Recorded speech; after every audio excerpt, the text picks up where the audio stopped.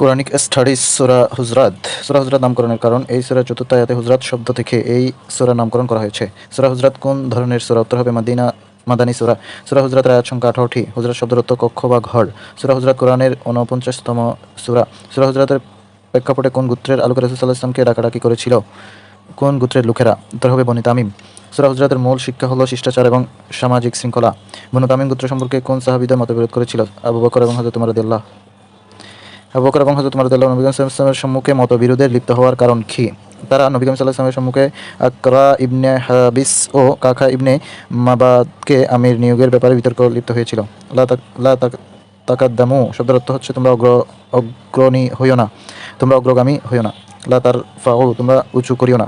আসওয়াতাকুম তোমাদের কণ্ঠস্বর। তাহবাত শব্দের অর্থ হচ্ছে নিষ্ফল হওয়া বা বিফল হওয়া বা নষ্ট হওয়া। ইয়াগুজ্জুন শব্দের অর্থ হচ্ছে নিচু করা বা অবনতি করা। ইন জাআকুম ফাসিকুন বিনাবাইন ফাতাবায়ানু আয়াতটি কার সম্পর্কে অবতীর্ণ হয়েছে? উত্তর ওয়ালিদ ইবনে উকবা। ওয়ালিদ ইবনে উকবাকে কোথায় এবং কেন প্রেরণ করা হয়েছিল? বনু মুস্তালিকের নিকট সাদাকা আদায়ের জন্য। ওয়ালিদ ইবনে উকবা কি সংবাদ দিয়েছিল? বনী মুস্তালিকের লোকেরা সাদাকা দিতে অস্বীকার করেছে এবং তাকে হত্যা করতে চেয়েছে। রাসূল সাল্লাল্লাহু আলাইহি ওয়াসাল্লাম ওয়ালিদ ইবনে উকবাকে কার নিকট সাদাকা আদায়ের জন্য পাঠিয়েছিলেন? উত্তর হবে বনু মুস্তালিকের হারিস ইবনে জিরারের নিকট।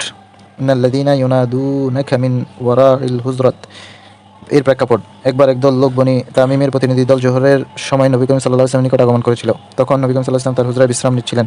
তারা হুজরার পিছন থেকে নবী করিম সাল্লাল্লাহু আলাইহি ওয়াসাল্লামকে উচ্চস্বরে ডাকাডাকি করতে লাগলো। এই সময় আয়াতটি অবতীর্ণ হয়। একাধিক বর্ণনা মতে আয়াতটি আকরা ইবনে হাবিস তামিমি সম্পর্কে অবতীর্ণ হয়েছে। কুফর, কুসুক ও ইসিয়ান এগুলো কিসের বিপরীত? ঈমানের বিপরীত। আল আসিয়ানু শব্দের অর্থ কি? অর্থ হচ্ছে অবাধ্যতা। লা ইয়াসখার এর অর্থ হচ্ছে তোমরা উপহাস করো না। লা তালমিজু তোমরা দোষারোপ করো না। ওয়ালা তানাবাজু ওয়াবিল আলকাবি অর্থ হলো তোমরা একে অপরকে মন্দ নামে ডেকো না।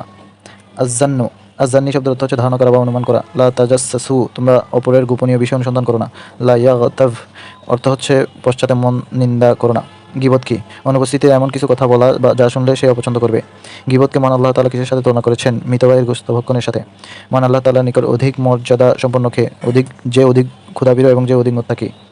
সূরা হুজরাতে বর্ণিত সামাজিক শিষ্টাচার এবং শৃঙ্খলাগুলো, যেমন আল্লাহ ও রাসূলের সামনে অগ্রগামী না হওয়া, রাসূল ইসলামের সাথে উচ্চস্বরে কথা না বলা, কণ্ঠস্বর অবনত রাখা, রাসূল ইসলামের সামনে কণ্ঠ নিচু রাখা, গৃহে বা ঘরের আড়াল থেকে জোরে ডাকাডাকি না করা এবং ধৈর্য ধারণ করে অপেক্ষা করা, পাপাচার ব্যক্তির সংবাদের সত্যতা যাচাই করা, মুমিনদের দুটি দল দ্বন্দ্বে লিপ্ত হলে ন্যায় এবং সুবিচারের সাথে মীমাংসা করা, একে অপরকে উপহাস না করা, দোষারোপ না করা, মন্দ নামে না ডাকা, অধিক ধারণা পোষণ থেকে বিরত থাকা, গুপ্তচর বৃত্তি বা অন্যের দোষ ত্রুটি অনুসন্ধান না করা, গীবত না করা।